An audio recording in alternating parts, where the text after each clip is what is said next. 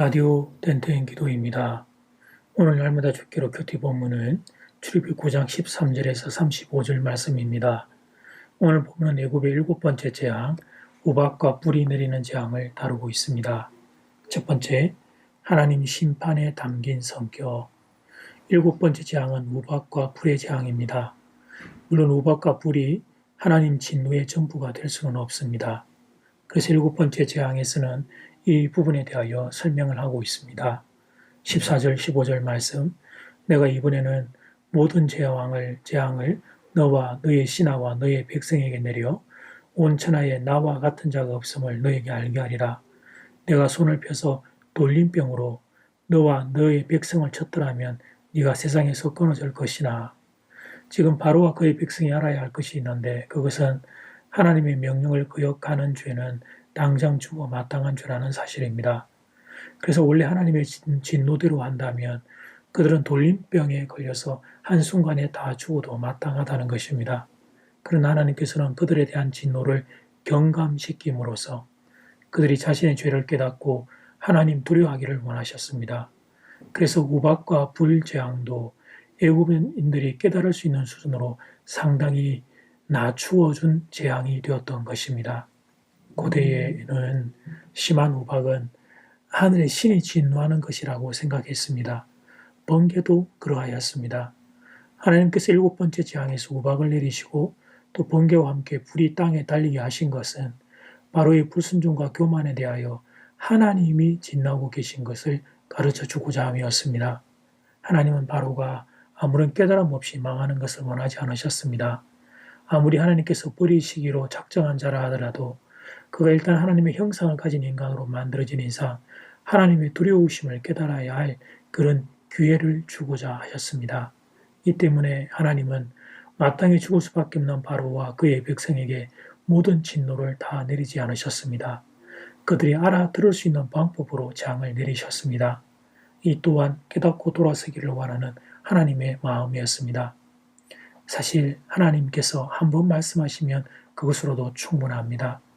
그런데 하나님께서 몇 번씩이나 모세와 아론을 보내 똑같은 말씀을 하시는데 계속해서 거부하는 바로의 교만을 보게 됩니다.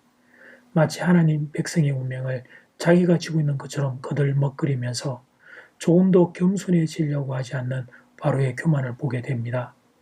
바로가 이처럼 완악하게 하나님을 대적한 것이 성경에 기록되지 않았다면 우리들은 우리가 하나님께 대하여 얼마나 완악하고 교만한가 하는 사실을 깨닫지 못했을 겁니다. 바로의 교만과 그에 따른 멸망은 우리들에게 거울이 됩니다. 우리에게도 이런 성향이 숨어있기 때문입니다.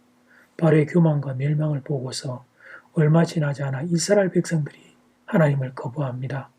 그런데 우리는 이스라엘 백성들의 하나님을 향한 교만과 거부와 멸망까지 알면서도 하나님을 거부합니다. 이 시간 우리의 교만을 꺾고 하나님 앞에 겸손한 자로 낮아질 수 있기를 간절히 소원합니다. 두 번째에 심판 중 피할 길을 주심. 7번째 재앙은 하나님께서 직접 하늘로부터 진노를 내리시는 것입니다. 하지만 하나님께서 바로와 그 백성들에게 은혜를 허락하십니다.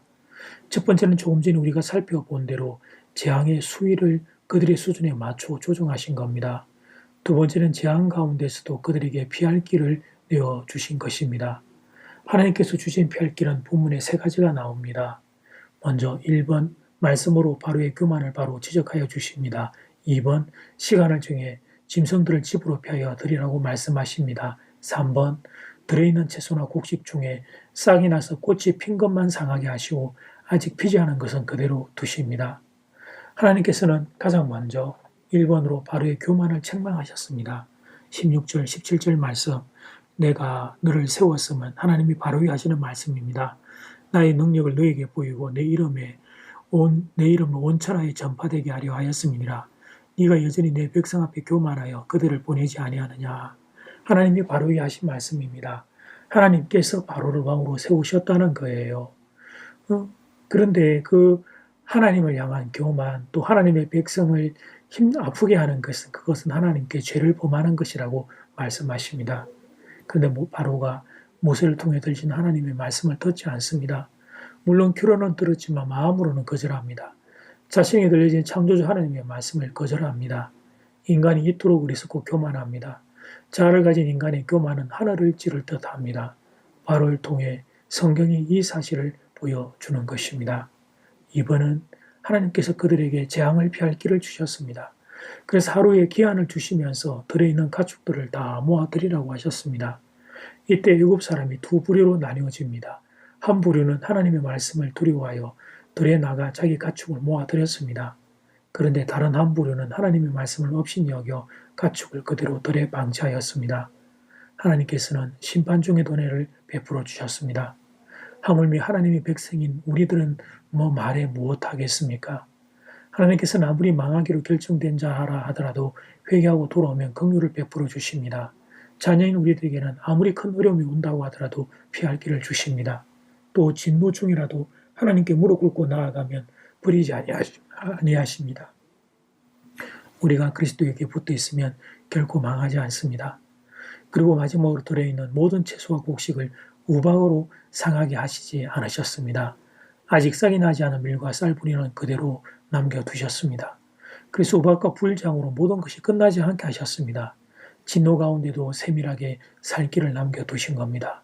이것이 하나님 심판에 담겨있는 성격입니다. 하나님은 심판을 통해 자신의 죄를 깨닫고 돌아서기를 원하십니다. 그리고 심판 중에도 은혜를 베풀어 주십니다. 자, 이제 첫 번째 기도 시간입니다. 받은 말씀과 개인 기도 제목을 가지고 함께 기도하는 시간입니다. 이 시간 다 함께 마음을 모아 주님 앞으로 나아가겠습니다.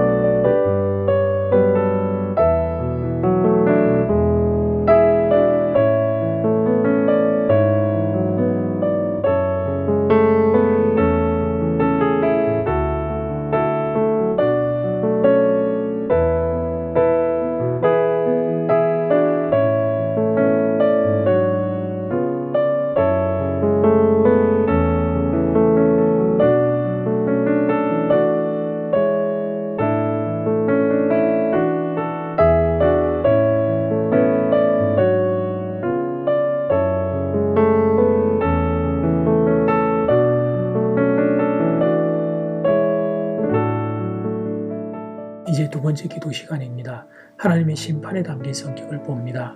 심판 가운데에도 하나님은 경고의 말씀을 통하여 돌아오기를 원하십니다. 심판 중에 피할 길까지 예비하고 계시는 하나님의 마음을 보게 됩니다. 이 시간 함께 마음을 모아 기도 드리겠습니다.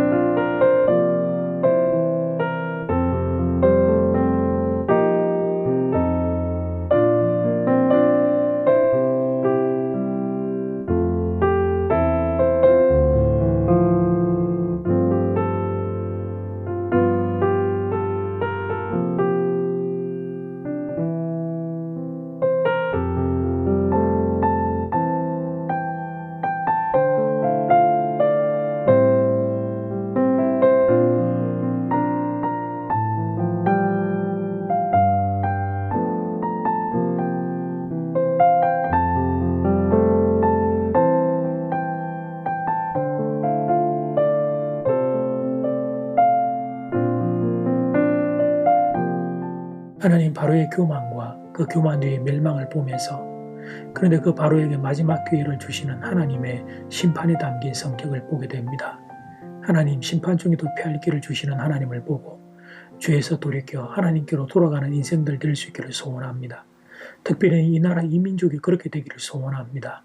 하나님을 거역하고 하나님을 거부하고 말씀을 무시하는 이 땅이 아니라 아버지 지금이라도 하나님의 말씀을 향하여 돌아가는 그런 이 땅 국민들이 되게 하셔서 하나님의 은혜를 받아 누릴 수 있기를 간절히 소원합니다. 대한민국을 불쌍히 여겨 주시옵소서. 예수님 이름으로 기도드립니다. 아멘. 이제는 각자 개인적으로 기도하시면 되겠습니다. 평안한 밤 되십시오.